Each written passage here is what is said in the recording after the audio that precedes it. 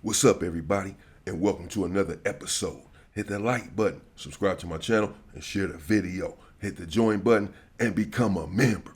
Why? Well, members get exclusive content. Hit the bell icon on my channel so that you'll receive a notification every time that I drop a video, and you can go and check the video out. If you have not subscribed to the channel, please do so. Share the video. I've been looking for old Bucci on the 60 Days In, and thank you all for commenting that it was in Fulton County in Atlanta, Georgia, the county jail there, and that it's like staged or whatever. But these fights damn sure are real, but some of these dudes volunteer to go there or something, I don't know. But A&E, it was a copyright issue with the video. It's like, you know, they didn't monetize. YouTube is monetized, but A&E gets the money. So I don't know how many of those videos I'm gonna be doing because they're getting all the damn money. I'm assuming YouTube is getting some of the money as well, but they're not sharing it with me. A&E is getting the money in YouTube. So, you know, and it's gonna take away from other content that I need to be doing, but you all asked me to do the videos, the reaction to it, so I will. Or most of you did in the comments when y'all commented. And again, thank you all for clarifying where that was. Y'all told me about other 60 Day In programs that A&E had in Indiana, I believe it was, Utah maybe also. And so I'll get into some of those. I was looking for Bucci Part 2, but maybe I have to watch that full episode right there of the bully and then find it. Maybe it's in that episode, whatever happened with Bucci. Someone said that he ended up PCing up or something, that they had went and watched it and that he had PC'd up. I don't know, but I will still bring those videos. I'm gonna bring most of those to my members since they're not monetized anyway, but I'll bring them to the public as well because I care about you all as well, and you asked for it. And here, I'm just gonna get into these 3 dudes that escaped from Alcatraz prison. Now, a lot of these stories, they interest me as well.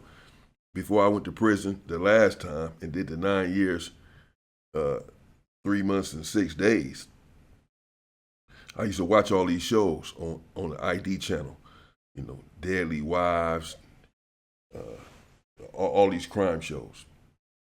The First 48, I still watch, and all of this stuff.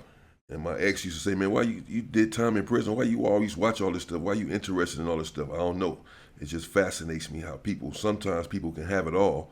You know, they had a show called Behind Mansion Walls, where all these rich people were doing all of this deadly stuff to one another, you know. And it was crazy how people can have it all and still make certain decisions. And so stuff like this, it fascinates me as well. But let's get into it. These 3 dudes escaped from Alcatraz. Many of you know what Alcatraz prison is or was. Supposed to be the most secure prison in the world, one of the most secure, if not the most secure. It's out on the sea, out on the island, out on the water. No one had ever escaped from Alcatraz in Alcatraz's history, and no one thought that it was possible for anyone to escape. That was the word on the street, that it couldn't be done. These 3 dudes, well, they defied that, and they did it. They escaped. Hell, I want to know what happened too. Let's get into it.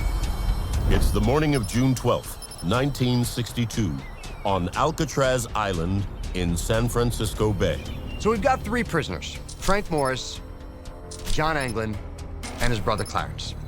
At 7 a.m. roll call one day, they don't respond. So a guard goes to check on all 3 of them. He sees all 3 of them lying in their beds, so he walks over to Frank's cell and he taps him on the head with his nightstick, and Frank's head falls off. This guard had the shock of his life. He probably thought he had just decapitated the man. All 3 prisoners have vanished from their cells, with 3 lifelike papier-mâché heads left behind. Immediately, this creates chaos. These prisoners are gone. How could these prisoners have escaped this super security prison? They discover that another prisoner, Alan West, also is in possession of a fake head made out of papier-mâché. West admits he was part of an escape but failed to get out of his cell in time. In exchange for leniency, he agrees to tell investigators exactly how his fellow inmates did the impossible. It's amazing that these 3 men were even able to get out of the prison So they were snitching. This was in 1962 when they escaped. They were snitching even back in the 60s. Jeez. Complex itself, Alcatraz had the reputation of being the most secure prison in the country. Even if you do get out of Alcatraz, you still have to contend with 6 watchtowers as well as a 20-foot fence with barbed wire. And if by some miracle you make it over that as well, you still are dealing with the dark and turbulent waters of the San Francisco Bay. Frank Morris and the Anglin brothers came to Alcatraz with a long history of escapes. Frank Morris is a career criminal, a very good one, too. He'd been in and out of the system since the age of 13, mostly for robbery charges. He was such an accomplished escape artist that some people referred to him as the Houdini of the prison system because he had successfully escaped from so many facilities before being sent to Alcatraz. John and Clarence Anglin, they were from the Florida, Georgia area. They were career criminals. They had robbed a bank in Ohio with a toy gun. But they get sent to Alcatraz because they were trying to escape Leavenworth Prison. But according to the testimony Alan West gives, West is the mastermind behind this plot. As West tells investigators, they first needed a way out of their cells and into the maintenance corridor behind. Looking inside of a cell on Alcatraz, there's only a few features, and one of them, right below the sink, is an air vent. Because of the deterioration of the facility and salt water wreaks havoc on concrete, they were able to fashion spoons and be able to just basically scrape away the concrete around this vent. They work at night, standing guard for each other, and devise a way to cover up their handiwork. Because these men would be widening their vents, they couldn't just leave holes in the back of their cells. West secures green paint from his prison job, and he shows the other prisoners that there's a way to kind of repaint around the vent as they remove it. It requires a lot of patience because the guards go around and do hourly checks. Later on, what they do is they start to create papier-mâché vents as sort of a cover for the holes that they're creating. If you looked at it from the cell, you're only a good 9 feet away. You just look at it, it looks like the regular vent that was there in the first place. Morris and the Anglins finally make their way through the hole for the first time, and they make their way to the top of the cell block through that maintenance hallway by climbing up pipes to take a look at the vent that West has picked out for the escape. But when they get to that vent, they realize that they have a problem. The vent is bolted into place. The escapees will need time out of their cells over weeks and even months to file down the bolt securing the roof vent. But they face regular nightly checks by the guards. So, to convince the guards they're still in their cells, the escapees design fake heads for their prison beds. The dummy heads have been fashioned out of anything that these 3 men could have gotten their hands on. They're papier-mâché, but they're also soap. They're also cement. For the finishing touch, This is crazy. I can't imagine this.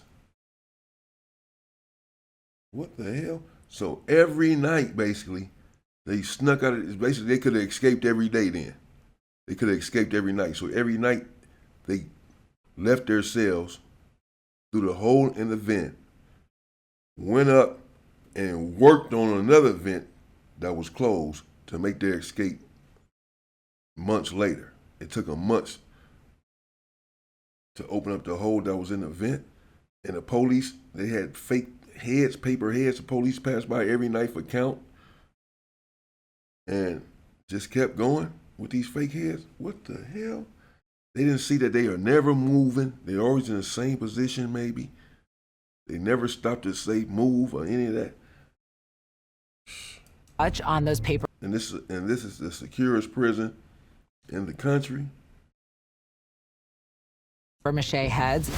Clarence Anglin takes real live human hair clippings from the barber shop and pastes them to the top of the heads. The fake heads give the escapees the time they need out of their cells to file down the bolt and gain access to the roof. But getting out of the building is only half the plan. They also have to figure out a way to the shore. The escapees come up with an ingenious plan to turn prison rain jackets into an inflatable raft and several life preservers. Looking at a popular mechanics magazine, they were able to not only figure out how to make them, but also come up with waterproof glue that would keep it together in the water. They also fashion paddles out of wood scraps and plywood that they find around the prison. They steal a concertina and use it as a kind of bellows to inflate this makeshift raft. Okay. So we're dealing with some very smart individuals. You may say, well, they're not that smart, they got locked up, but they just escaped from the most secure prison in the country. They're making they're making rafts and shit out of fucking rain jackets. Ingenious indeed. Some very smart individuals. They said the one dude had already escaped many different facilities, many. That's why they sent him to Alcatraz, a prison supposedly that he could never escape from. That's why they sent him there, because he kept escaping from everywhere else that they sent him. And yet he escaped from Alcatraz as well. Sometime around 10 p.m., Frank Morris, John Anglin, and his brother Clarence launched their makeshift raft into the treacherous waters of the San Francisco Bay, never to be seen again. The next morning, once it's discovered these prisoners are missing, the big question among the prisoners, the guards, and eventually the public is, did they make it? So the FBI is called in to launch a search. Investigators' best source is still sitting in a cell on Alcatraz Island. Alan West is already identified as the fourth escapee, or the would-be escapee. He has the papier-mâché head and the false front on his vent to prove it. After describing his clever plan for getting out of the cell block, West divulges the convicts' planned escape route. Instead of traveling 1 mile south to San Francisco, they'll head 2 miles north to Angel Island. It may seem a little strange why the inmates would have wanted to go 2 miles north to another island. But it kind of makes sense because they could have been recognized or spotted in their prison garb if they were in a heavily populated area. At the time, Angel Island is home to a missile base that's being decommissioned, and therefore could hold advantages for the 3 wanted men. It's being taken offline, and there are very few people there at any given time. There also might be actual boats there that the men can use to make it to the mainland. The mainland in this instance isn't San Francisco, but Marin County, which is only a quarter of a mile north. Once they landed in Marin, Alan West says the plan was to steal a car.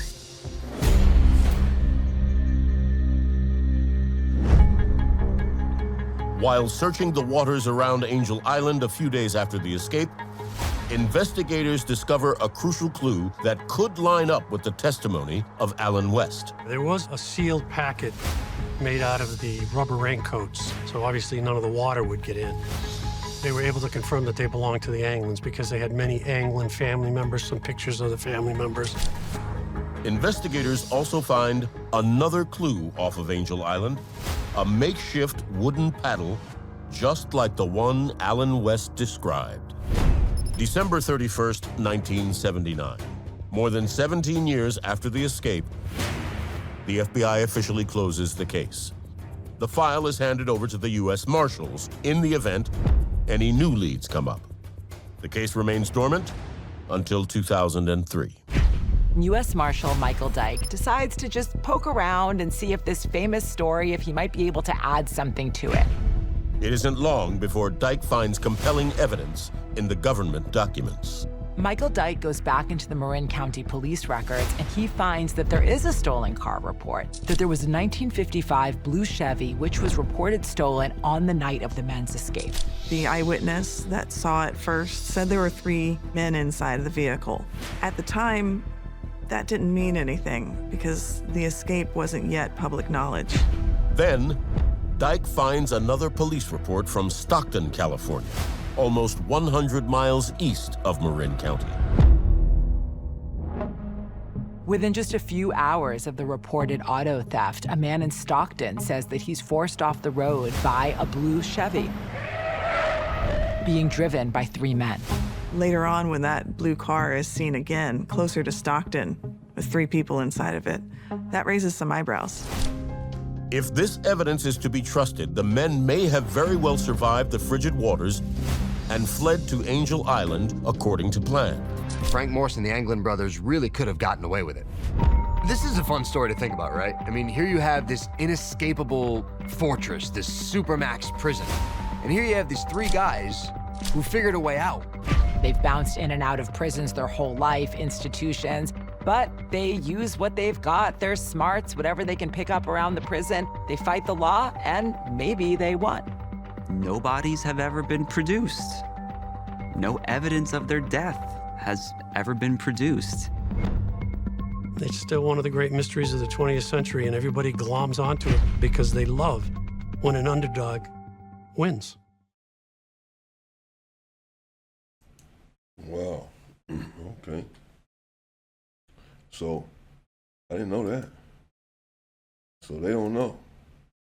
Those dudes were never caught. And they don't, and no bodies were ever found. So they don't know if they survived the treacherous water with that fake pedal, that fake wooded pedal, and the fake raft or not. If they survived, they was never found again. The FBI was on it. They never found a trace of them again as to being alive. They here in Arkansas, they in Atlanta. You know, when people be on the run, they get a trace on you, get a beat on you. You see it on these shows all the time. Or, you know, we found out they was living here with family, this and that. Just they were never heard from again. Did they make it? Did they survive? If so, they just vanished from the earth. Because certainly they was looking into it on the street. Where would they go? Where did these people go once they escaped? Where did they go? If they survived, where did they go? They're trying to find them, and they never found them. Never knew nothing about them, and never found any bodies. I don't know.